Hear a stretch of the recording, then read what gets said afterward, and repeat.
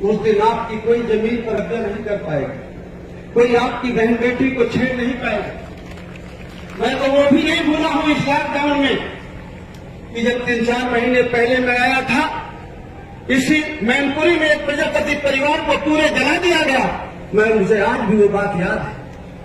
और जलाने के बाद उसके भाई से स्टेटमेंट दिलवाया गया कि मेरी बहन ने झूठ बोला। मारने वाले वो लोग नहीं है, कोई दूसरे लोग हैं। मुझे तो वो घटना भी याद है।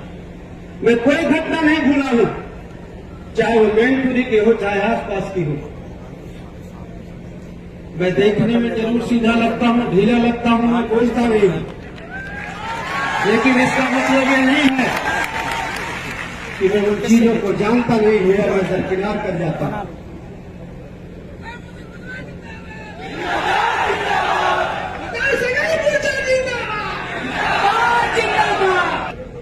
कि किस किस ने उस प्रजापति समाज की घटना में किस किस अधिकारी ने बचाने का काम किया है, और जिस दिन समय आएगा उसको जवाब जरूर देना पड़ेगा।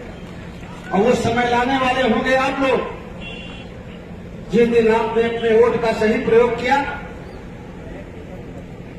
शायद 10 महीना बाकी है, ज्यादा दिन बाकी नहीं। अगर आपने अपने वोट का प्रयोग नहीं किया तो अलग बात है, हम उस हैसियत में नहीं होंगे।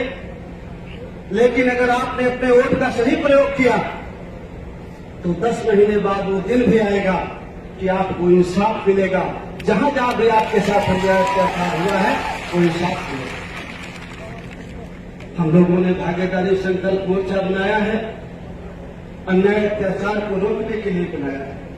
इस देश का जो गरीब है, दलित है, पिछड़ा है, अकलियत है, उसके साथ न्याय हो। हम किसी के साथ अन्याय नहीं करना चाहते, लेकिन हम ये भी चाहते हैं कि दलित और पिछड़ा अकलियत के साथ भी अन्याय ना हो। न हम चाहते हैं कि किसी के साथ जुल्म जास्ती हो, और न हम चाहते हैं कि हम किसी के साथ जुल्म जास्ती करें। लेकिन अगर लोग हमारे साथ यही व्यवहार करना चाहते हैं, आज 74 साल की आजादी के बाद भी जो हमारे देश की समाज व्यवस्था है, जातिवादी मानसिकता है, वो पद पर हावी है, वो संविधान पर हावी है। जो संविधान ने हमें अधिकार दिया, जिस पद पर आप पर बैठे हो, आपकी जिम्मेदारी है कि आप न्याय करो। लेकिन उस पद पर बैठ करके आप पद की गरिमा नहीं रखते हैं, आपके ऊपर जाति हावी हो जाती है। आप सोचते हैं कि हम इस जाति के हैं, तो आप पद के बदल काम नहीं करते हैं कि हम इस पद में बैठे हैं तो काम करें। आप जाति देख करके काम करते हैं। और ये मत भूलिए कि आप जैसा काम करेंगे वैसा आपको मिलेगा। कुदरत के घर में देर है, अंधेर नहीं है। इसलिए मेरे दोस्तों, आपको अपनी वोट की ताकत को पहचानना पड़ेगा। मैं ये बात हमेशा से आपके बीच में कहता रहा हूं कि हमारे लोगों की FIR नहीं लिखी जाती, मुकदमा नहीं होता। जैसे प्रजापति के केस में कार्रवाई नहीं हुई, सिपाही किसकी सुनता है, इंस्पेक्टर किसकी सुनता है, कैसे CO किसकी सुनता है, SP किसकी सुनता है। मैं तो आपको हमेशा ये बात कहता हूं, सिपाही उससे बड़ा, इंस्पेक्टर उससे बड़ा, CO उससे बड़ा, SP, DIG, IG, DGP उससे बड़ा मुख्यमंत्री सरकार जो आपके वोट से बनती है। लेखपाल, तहसीलदार, SDM, DM, कमिश्नर, सचिव, मुख्य सचिव, उसके ऊपर सरकार, मुख्यमंत्री जो आपके वोट से बनता है। सारी ताकत आपके वोट में है।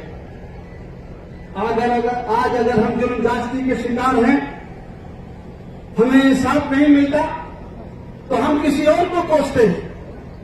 हम सोचते हैं कि जिम्मेवार कोई और है, और हम सोचते हैं कि हमारा इसी से हमारी जो कमियां हैं वो दूर हो जाती है। जिम्मेवार कोई और नहीं है कि हमारी सुनाई नहीं होती। अगर हम गहराई से सुने तो उसके जिम्मेवार हम हैं। गलती हमने की है। अगर वोट देकर के हम उन्हें सत्ता में न पहुंचाते तो शायद ये अन्याय अत्याचार हमारे ऊपर नहीं। इसलिए ये लड़ाई हम उनको ठीक करके नहीं जीतेंगे। ये लड़ाई अगर हम ठीक हो जाए तो जीत जाएंगे, और जिस दिन हम ठीक हो जाएंगे तो किसी के माई के लाल को ताकत नहीं है कि हमारे ऊपर जुल्म जास्ती करें। आज हमारे बच्चों के हिस्से की सरकारी नौकरियां छीनी जा रही है। रिजर्वेशन खत्म हो रहा है और हम सोचते हैं कि जिम्मेवारी कोई और नहीं पकड़ा। रिजर्वेशन खत्म करने के लिए ये हमने उन्हें अधिकार दिया है वोट दे करके। हमने तो वोट दिया भगवान के नाम पर, गाय माता के नाम पर,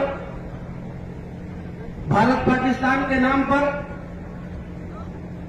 आपने वोट तो अपने बच्चे को रोजगार के लिए दिया नहीं, आपने अपनी समस्या दूर करने के लिए वोट नहीं दिया। वोट तो दिया है आपने गाय माता के नाम पर, भगवान का घर बनाने के नाम पर। तो वो कर रहे हैं, भगवान का घर बना रहे हैं, गाय माता को बचा रहे हैं जो आपका खेत खा रही है। आपने कहा यह सोच के दिया है कि हमारे बच्चे को रोजगार मिले। गाय माता के साथ में भगवान सबका मालिक है, सबका घर बनाता है।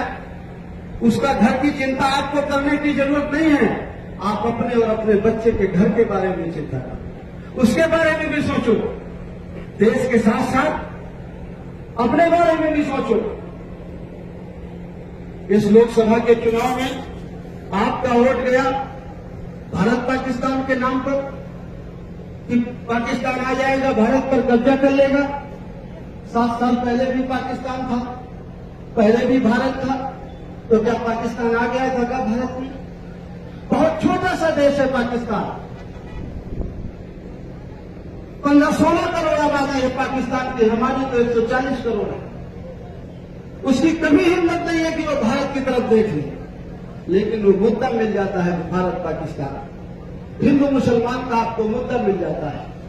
कांग्रेस की गवर्नमेंट थी तो पाकिस्तान नहीं आ गए थे। इन 6 सालों में 7 साल में पाकिस्तान आ गया। तो आपने सोचा बहुत मजबूत हाथों में है इसलिए वोट दे दो। अपनी सोचो, देश के बारे में सोचो। तो आप अपनी भूल गए, देश के बारे में सोचने लगे। अरे भाई, देश हमको आपको मिला के बनता है, हमको अलग करके देश नहीं बनता।